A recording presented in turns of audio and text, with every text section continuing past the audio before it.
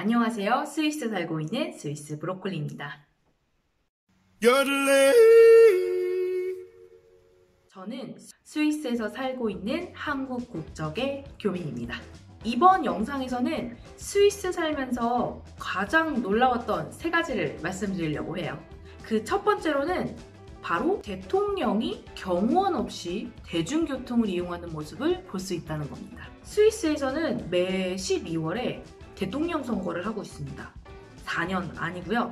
1년마다요. 스위스의 대통령 임기는 1년이고요. 7명의 연방의원 중에서 1명을 선출하게 됩니다. 그런데 이 스위스의 대통령들은 종종 버스라든지 트램 혹은 기차에서 출퇴근하는 모습을 종종 볼 수 있다는 건데요. 근데 아무리 그래도 그렇지 어떻게 국가의 원수가 이렇게 경호원도 없이 대중교통을 자주 이용할 수 있을까요? 저는 그걸 들었을 때 굉장히 신기하더라고요. 스위스에서 연방의사당 공개 홈페이지에 보면은 이런 항목이 적혀 있어요. 대통령이 돼서 받는 특전 같은 것들이죠. 월급도 공개되어 있고요. 그 다음에 어떤 특전을 받는지, 그 다음에 추가로 어떤 혜택들을 받을 수 있는 것들이, 그런 것들을 이제 누구나 볼 수 있게 공개가 되어 있는데, 그 중에 이런 항목이 있습니다. 특전 중에는 스위스 전역을 다닐 수 있는 1등석 기차표가 있어요. 1년 동안. 이제 임기가 1년이니까 티켓도 1년짜리가 제공이 됩니다. 스위스 기차는 보통 1등석과 2등석 2가지가 있는데 그래도 품위가 있는지 1등석을 줍니다. 스위스에서는 교통비가 워낙 비싸다 보니까 출퇴근, 일정 거리를 정기적으로 다니는 사람들한테는 물론 거리에 따라 좀 다르겠지만 1시간 이상 이동거리가 있을 때는 정기권을 사는 게 훨씬 이득입니다. 저 같은 경우에도 1년짜리, 그러니까 스위스 전역을 다녀서 1년짜리, 그 대통령이 갖고 있다는 그 1년짜리 티켓, 물론 저는 2등석이지만 저도 구매를 하고 있었고요. 그래서 대통령이 기차를 타고 버스를 타고 혹은 트램을 타고 다니는 모습을 심심찮게 볼 수가 있습니다. 정말 신기하죠? 올해 같은 경우에 스위스 대통령은 보호 출신의 기 파르메이라는 대통령입니다. 매년 대통령이 바뀌고 있어요. 네. 2번째, 모든 스위스 어린이들은 악수하는 법을 배웁니다. 여러 나라에서는 다양한 인사법이 있죠. 한국에서는 보통 이렇게 손으로 악수를 하거나 아니면 고개를 숙여서 인사하는 것, 이렇게 하기도 하고요. 유럽이나 보통 서양 국가에서는 손을 흔들어서 이제 악수를 하거나 아니면 유럽 지역 같은 경우에는 이렇게 볼 인사로 인사를 하기도 하죠. 어쨌든 여러 국가마다 인사하는 방법은 다릅니다. 그런데 유독 스위스에서는 악수하는 것이 굉장한 강한 문화로 잡혀져 있다는 게 놀라웠었는데요. 아주 어릴 적 단체 생활을 시작하는 어린 시절부터 스위스 어린이들은 악수하는 것을 배웁니다. 어린이집에서부터 이제 시작을 하겠죠. 그래서 초등학교 들어갈 쯤이면은 선생님과 악수하는 것이 일상이 됩니다. 요즘 같은 이제 코로나가 시작이 되면서 악수는 더 이상 하지 않고요. 좀 놀랍게도 어떤 지역마다 좀 다르긴 하는데 어떤 데는 고개를 숙여서 인사하기도 하고 아니면 이렇게 팔꿈치로 이렇게 이렇게 인사를 해요. 하이파이브 하는 것처럼. 근데 하이파이브는 이렇게 손바닥이 마주치니까 할 수는 없고 이런 식으로 서로 팔꿈치를 치면서 인사를 하기도 합니다. 어쨌든 그건 이제 최근의 일이 된 거죠. 그래서 스위스에서는 악수 자체가 되게 문화의 일부이고 일상생활의 일부이기도 해요. 근데 이제 악수 자체는 그러니까 스위스에서는 악수 자체가 이제 존경의 의미도 있다 그래서 서로가 존중한다는 의미로 그렇게 악수를 한다고 해요. 조금 재밌고 특이한 예시를 좀 들어보자면, 제가 병원에 갈 때 이제 진료 대기실이 있습니다. 이제 좀 일찍 오거나 아니면은 앞에 예약을 했는데 늦어지거나 이러면 대기하는 방이에요. 거기 이렇게 대기하고 있으면은 그 담당 의사 선생님이 대기방으로 들어오셔서 제 이름을 부릅니다. 프라우 킴 이렇게 불러요. 여기서 프라우는 보통 영어의 미스라고 생각하시면 되고요. 제가 성이 김씨다 보니까 프라우 킴 이렇게 선생님이 들어와요. 코로나 이전에는 이제 이렇게 선생님 들어오시면은 제 이름을 부르시면서 악수를 청합니다. 저는 닥터 누구입니다. 하고 저와 저를 데리고 진료실로 같이 가요.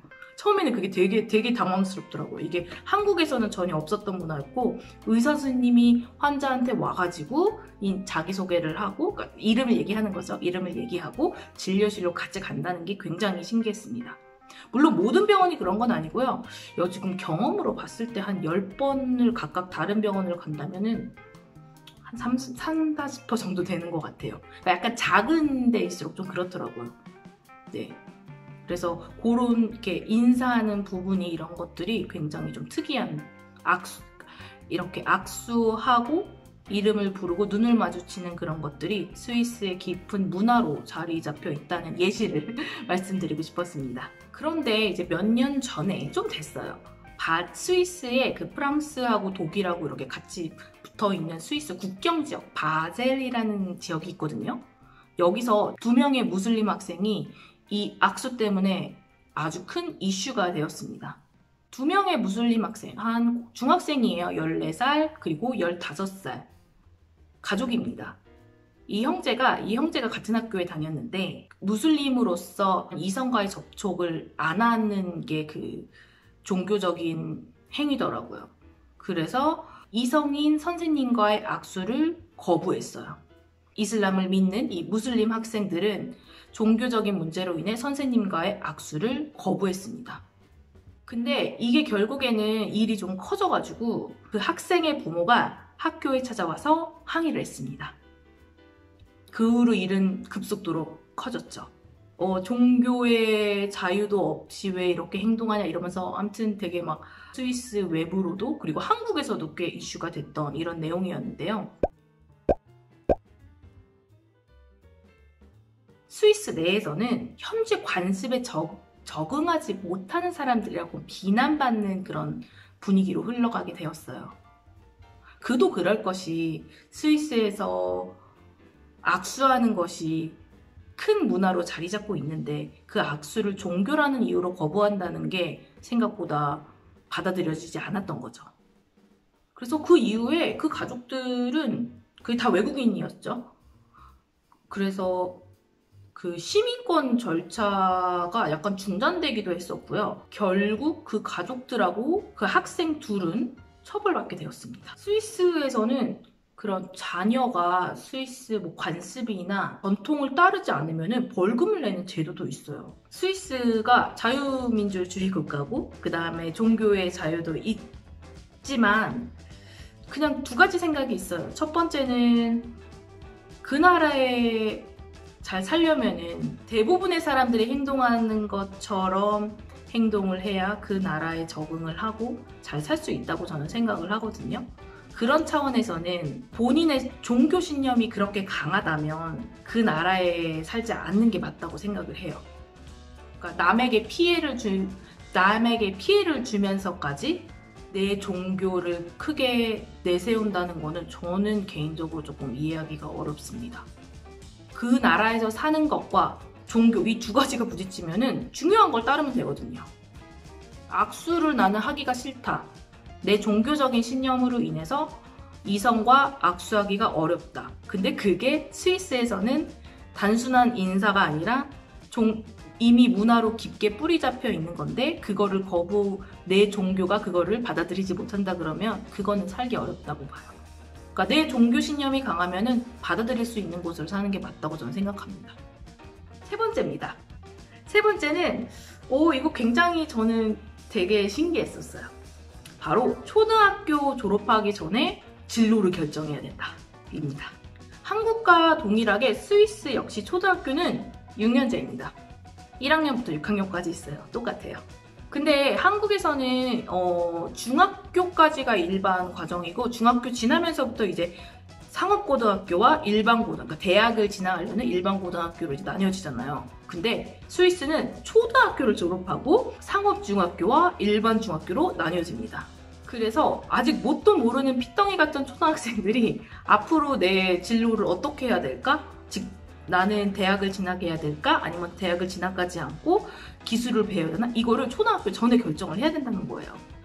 근데 그 얘기를 듣고 그 나이대가 내가 아직 내일도 뭐 할지 모르는데 앞으로의 제 미래를 선택할 수 있는 그런 거를 초등학교 졸업 전에 결정해야 된다? 그걸 듣고 솔직히 굉장히 놀랐거든요. 왜냐면은 저도 중학교 3학년 때 이제 고등학교로 가기 위해 상업고등학교를 갈지 일반고등학교 굉장히 고민을 했었거든요. 어디다 당시에는 조언을 구할 데도 없었고 부모님과의 얘기도 했지만 두 분이 워낙 바쁘시다 보니까 거의 저 혼자 결정을 했던 것 같아요. 저는 좀 약간 관심이 있고 제가 뭘 하고자 하는 것들이 이렇게 그 당시에는 나름 계획이 있었기 때문에 그 학교의 팜플렛도 받아보고 싶고 그 학교가 어떻게 하는지 막 이런 것도 알아보고 혼자 했는데 아마 저 같은 애는 많이 없었을 거라고 생각해요. 어쨌든 중학교 3학년 어떻게 보면 만 15살 정도 되겠죠. 그 나이 때도 굉장히 고민했는데 그 고민을 스위스에서는 초등학교 졸업 전 5학년 때부터 시작한다는 게 굉장히 놀라웠습니다. 게다가 이제 초등학교 졸업 전이면은 부모의 도움이 분명히 필요하거든요. 부모가 좀 적극적으로 나서서 너는 뭐 공부 쪽에 소질이 있는 것 같으니 뭐 대학을 진학해서 이렇게 진로 결정을 같이 해주는 부모가 있다면은 그거는 가장 좋지만 안 그런 부모도 있거든요. 뭐 성향상 아니면 뭐 여러 가지 이유로 인해서. 그래서 부모가 얼마나 아이의 진로에 대해서 관심이 있고 얼마나 도움을 주느냐에 따라 이것도 갈라질 수 있다는 그런 상황 자체가 저는 굉장히 놀랍더라고요. 하지만 한국이랑 좀 다른 점은 초등학교 고학년이 되면은 주크스탁이라 그래서 이게 그대로 해석하면 미래의 날 이 정도 되는데 이게 사실 직업 탐방의 날이라고 볼 수가 있어요. 스위스에 있는 모든 그 초등학교 어린이들이 하루 동안 평소에 관심이 있었던 그런 직업군을 간접적으로 체험해 볼 수 있는 날입니다. 미리 평소에 나는 뭐가 되고 싶어, 의사가 되고 싶어 뭐 이렇게 할 수도 있고요. 나는 뭐 대통령이 되고 싶어 이렇게 할 수도 있고 미리 관심 있었던 직업을 미리 체험해보자는 그런 취지인데요. 그러니까 다소 놀라웠던 거는 관심 있는 직업 혹은 뭐 이런 회사 이런 것들을 아이들이 직접 선택을 하고 그 다음에 그 아이들의 체험을 할 수 있도록 기업들이 협조적으로 할 수 있다는 게 그게 굉장히 신기하더라고요. 사실 그게 쉽진 않잖아요. 시청해주셔서 감사합니다. 다음에 또 만나요. 안녕.